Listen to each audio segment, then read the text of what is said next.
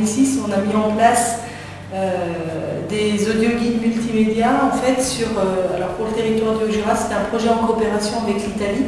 Et donc on a mis en place l'audio-guidage sur 4 sites naturels remarquables du territoire du parc.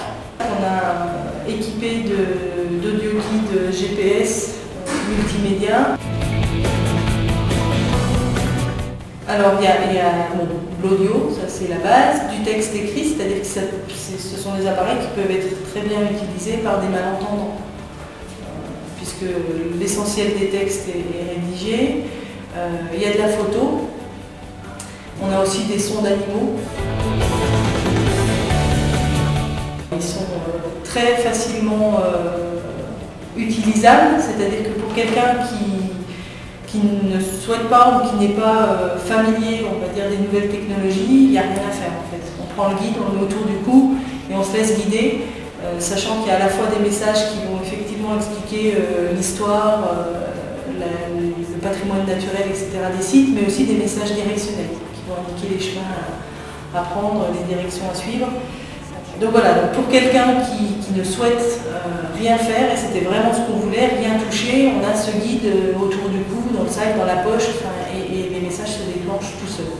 Maintenant, pour des gens qui veulent aller un peu plus loin, des enfants, etc., on a une encyclopédie disponible, on a possibilité de passer d'une fiche à l'autre, on a une cartographie interactive qui positionne en permanence le randonneur sur le sentier et ses environs. Un quiz pour les enfants. Donc voilà, donc c'est une balade, c'est en ce sens-là que je dis que c'est une balade vraiment ludique. Pour parcourir le quiz du Haut-Jura, il te faut une espèce très menacée. Ça permet aussi de le mettre en ligne sur internet parce que tous ces circuits sont téléchargeables sur internet, donc ça permet aussi de viser un public plus large, qui permet en fait une découverte qui est complètement innovante, en autonomie complète, ludique, donc une découverte du patrimoine naturel qu'on met toujours en lien avec l'histoire du territoire. Alors le but, c'était plutôt de le sensibiliser à un bon comportement quand on randonne sur notre territoire.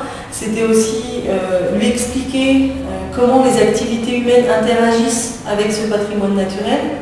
Voilà, c'était toute cette sensibilisation-là et cette approche de l'environnement. Et puis c'était aussi apprendre aux gens à regarder un paysage, parce que quand ils s'y baladent, ils ne vont pas forcément s'arrêter sur une fleur, sur une espèce, enfin baisser les yeux. Donc là, l'idée, c'était vraiment de leur apprendre à regarder et à comprendre les paysages dans lesquels ils évoluent.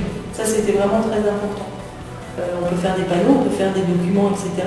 Tout l'intérêt qu'on voyait nous ici, c'est qu'on n'avait aucun aménagement sur site. Le dernier avantage, naturellement, c'est que c'est évolutif beaucoup plus facilement que des panneaux, encore une fois, qu'il faut refaire, ou un document qu'il faut rééditer. Finalement, l'évolution, elle est très facile.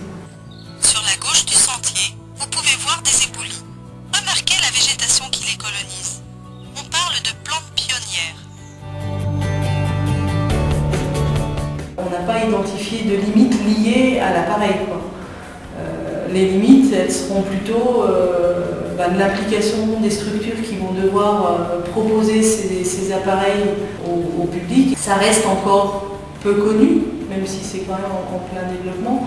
Donc pour moi, la limite, elle est plutôt à ce niveau-là qu'au niveau réellement de l'appareil et de la technologie. Et on a beaucoup aussi de classes qui s'intéressent à ces appareils, c'est-à-dire qu'en fait, elles viennent... Et ça peut être intéressant d'inclure ces balades audio-guidées, ces découvertes dans des produits de découverte du territoire plus large. Et ça marche très bien. Ça marche très bien pour les familles et ça marche très bien avec des enfants. Le public idéal, c'est la famille avec des enfants.